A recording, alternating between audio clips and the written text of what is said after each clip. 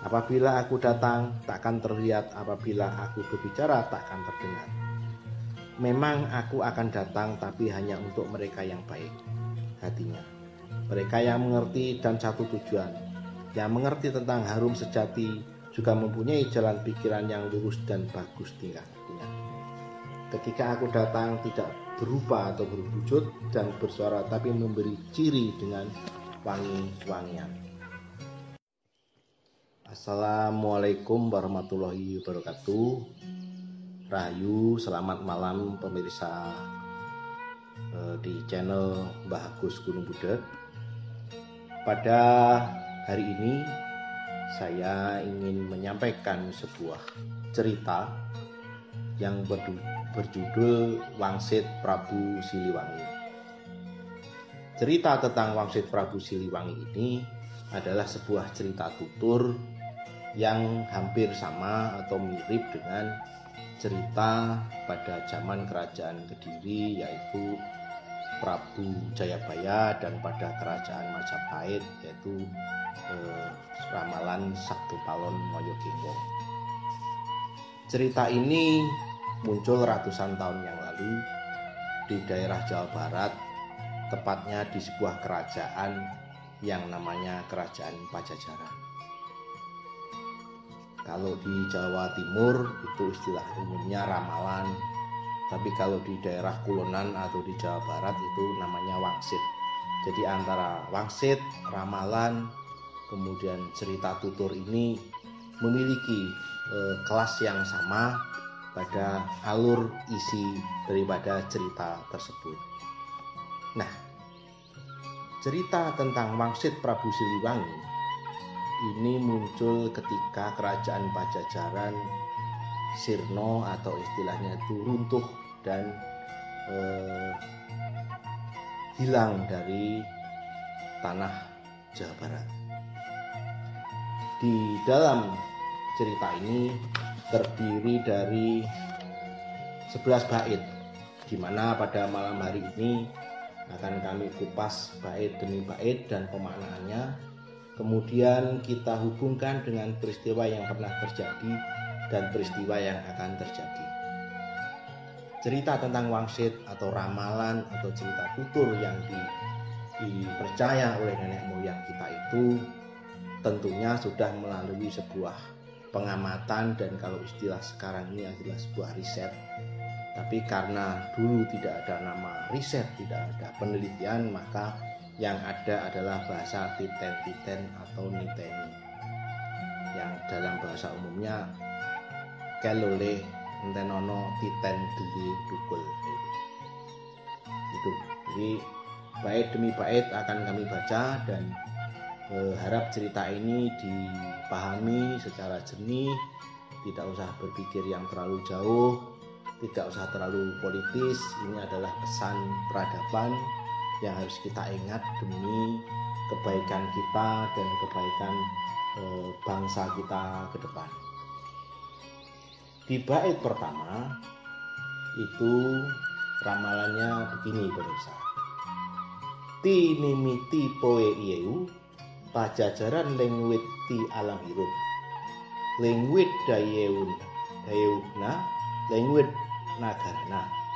Pajajaran moal ninggalaken tapak, jaba tingaren pikun nu mapai. Sebab bukti anu kari, bakal rea nu mamikir. Tapi engke jaga bakal aya nu nyoba-nyoba, supaya anu lalengwit kapanggih dewi. Nya bisa ngan mapayatna kudu make amaran.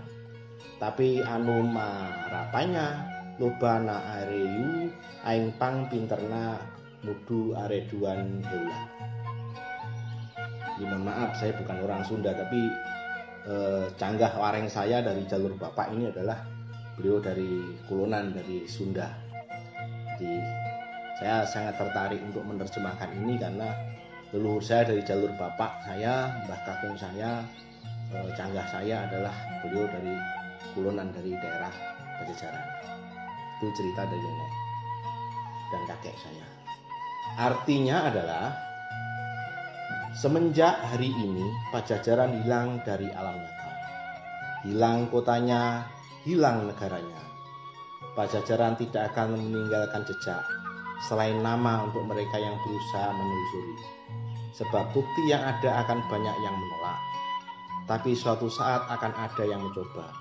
Supaya hilang bisa ditemukan kembali, bisa saja hanya menelusurinya harus memakai dasar. Tapi yang menelusurinya banyak yang sok pintar dan sombong, dan bahkan berlebihan kalau berbicara. Nah, di dalam naskah Wangsit Prabu Siliwangi ini dikatakan pada akhirnya yang mampu membuka misteri Pajajaran adalah sosok yang dikatakan sebagai Budak Angon. Budak Angon itu bahasa dari Jawa Barat atau anak gembala dalam bahasa Indonesia, sebagai pelambang sosok yang dikatakan oleh Prabu Siliwangi sebagai orang yang baik perang. Di bait kedua, langsung saja saya bacakan dalam narasi bahasa Indonesia agar waktunya nanti tidak berkepanjangan ya pemirsa. Tapi di setiap bait ini ada bahasa Sundanya yang sudah diterjemahkan. Bait kedua. Semua keturunan kalian akan aku kunjungi, tapi hanya pada waktu-waktu tertentu dan saat diperlukan. Aku akan datang lagi menolong yang perlu, membantu yang susah, tapi hanya mereka yang bagus perangainya. Apabila aku datang, takkan terlihat, apabila aku berbicara, takkan terdengar. Memang aku akan datang, tapi hanya untuk mereka yang baik hatinya. Mereka yang mengerti dan satu tujuan, yang mengerti tentang harum sejati, juga mempunyai jalan pikiran yang lurus dan bagus tingkah lakunya. Ketika aku datang tidak berupa atau berwujud dan bersuara, tapi memberi ciri dengan wangi-wangian. Nah, itu di bait kedua.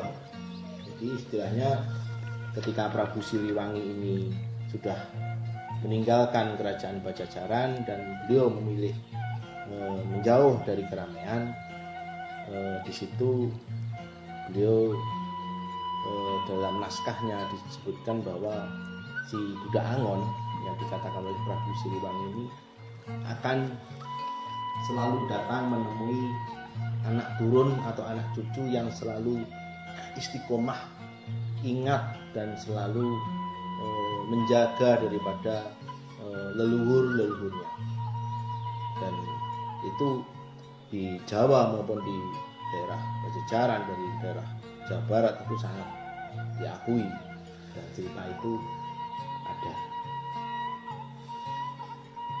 Pada bait ketiga disebutkan, ada yang berani menelusuri terus-menerus, tidak mengindahkan larangan, mencari sambil melawan, melawan sambil tertawa. Dialah anak gembala. Rumahnya di belakang sungai, pintunya setinggi batu, tertutupi pohon handeuleum dan hanjuang. Apa yang dia gembalakan? Bukan kerbau, bukan domba, bukan pula harimau ataupun banteng, tetapi ranting daun kering dan sisa pohon, potongan pohon. Dia terus mencari, mengumpulkan semua yang dia temui, tapi akan menemui banyak sejarah atau kejadian. Selesai zamannya satu, datang lagi satu zaman yang menjadi sejarah atau kejadian baru. Setiap zaman membuat sejarah, setiap waktu akan berulang dan itu lagi. Jadi artinya yang namanya Budak Angon atau anak gembala atau istilah Jawa itu seperti Sabdo Palon yang selalu menjadi pelindung, penjaga daripada raja-raja di Nusantara ini. Dia akan selalu datang dan selalu terus berulang sesuai dengan perjalanan zaman pada waktunya. Seperti peristiwa hari ini tentu dulu juga pernah terjadi di zaman-zaman kerajaan dan terus berulang dalam siklus ratusan tahun, dan itu bukan benik, itu adalah nyata. Nah, siapakah yang dimaksud dengan Budak Angon atau bocah Angon yang misterius dan tersembunyi?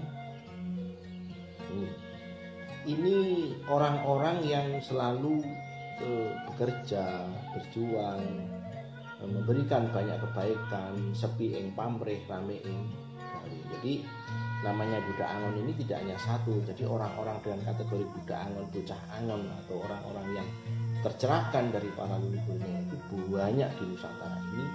Tapi karena ya perjalanan zaman, biasanya kalau orang-orang baik itu tidak terlalu muncul di permukaan. Ya kondisinya ya memang begitu di negara manapun saat ini. Nah, di dalam cerita tadi disebutkan bahwa dilambangkan sebuah ranting daun kering dan tonggak pohon, sehingga pada hakikatnya yang dimaksud dengan semua itu adalah kejadian asal-usul, sebab musabab, karya-karya warisan leluhur, dan cerita-cerita yang seperti itu. Jadi tidak usah kita mencari sebuah personal, satu personal gitu. Di dalam mengartikan ini juga harus diterjemahkan di dalam cerita-cerita yang lebih luas. Gambaran situasi zaman dalam naskah Wangsit Siliwangi diawali dengan lambang datangnya kerbau bule dan juga monyet-monyet, yang kemudian ganti menyerbu selepas kerbau bule ini pergi. Ilustrasi ini melambangkan saat datangnya para penjajah yang berdatangan ke negeri ini, baik itu Portugis maupun Belanda. Jadi cerita ini berurutan pemirsa. Jadi cerita dari masa lalu, kemudian sampai di era-era penjajahan Belanda. Di bait keempat,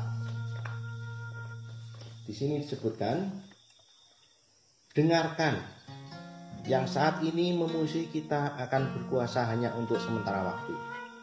Tanahnya kering padahal di pinggir sungai Cibantaeun dijadikan kandang kerbau kosong. Nah, disitulah sebuah negara akan pecah oleh kerbau bule yang digembalakan oleh orang yang tinggi dan memerintah di pusat kota. Semenjak itu raja-raja dibelenggu, kerbau bule memegang kendali, dan keturunan kita hanya jadi orang suruhan. Tapi kendali itu tak terasa sebab semuanya serba dipenuhi dan murah serta banyak pilihan. Semenjak itu pekerjaan dikuasai monyet. Suatu saat nanti keturunan kita akan ada yang sadar, tapi sadar pun seperti terbangun dari mimpi. Dari yang hilang dulu semakin banyak yang terbongkar, tapi banyak yang tertukar sejarahnya, banyak yang dicuri, dijual, dan sebagainya. Jadi negara sangat terjadi kekacauan. Nah, cerita-cerita kekacauan yang ditulis pada bait keempat ini lebih merujuk pada cerita masa kolonial. Cerita-cerita masa kolonial yang nantinya juga bisa saja nanti terjadi di era yang berikutnya. Nah, cerita di masa kolonial ini kemudian berakhir dengan meletusnya Perang Dunia Kedua. Itu pada saat Jepang masuk ke Indonesia, dan cerita ini tertutup oleh cerita tentang di bait yang keempat.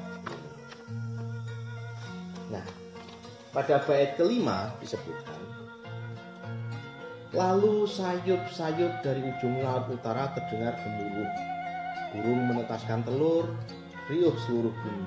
Sementara di sini ramai oleh perang, saling menindas antar sesama, penyakit bermunculan di sana sini. Lalu keturunan kita mengamuk aturan, mengamuk sana kemari, seperti kebingungan. Yang jelas, teman jadi musuh. Mendadak banyak pemimpin dengan cara sendiri yang bingung semakin bingung. Banyak anak kecil kehilangan orang tua, yang mengamuk tambah berkuasa, mengamuk tanpa mampu. Yang baik dihancurkan, yang jelek diusir. Intinya pokoknya semakin kacau, karena banyak sekali kekacauan.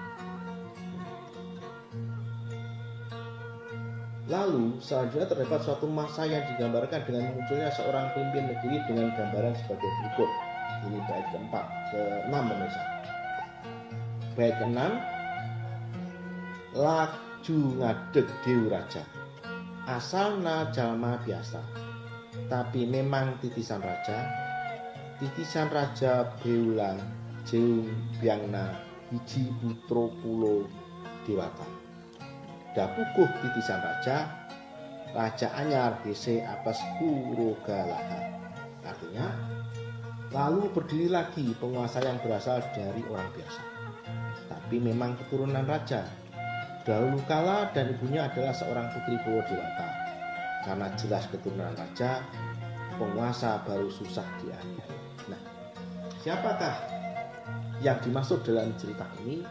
Ini lebih kepada cerita peristiwa tahun 1940 tentang munculnya sosok yang namanya Bung Karno. Namun, seperti pemirsa harus ketahui bahwa peristiwa tentang banyaknya kekacauan, terus kemudian anak kecil kehilangan orang tua, terus kemudian terjadi pertikaian, yang baik dihancurkan, yang siap dijadikan teman, seperti yang tersirat pada bait kelima, itu pun bisa saja terulang pada zaman-zaman di berikutnya. Tapi sekali lagi bahwa karena ini cerita tutur, silahkan direnungkan dalam-dalam, tidak usah kita terlalu berpikir yang negatif, tapi jadikan cerita ini adalah sebagai pedoman untuk membawa kehati-hatian kita di dalam memasuki sebuah zaman.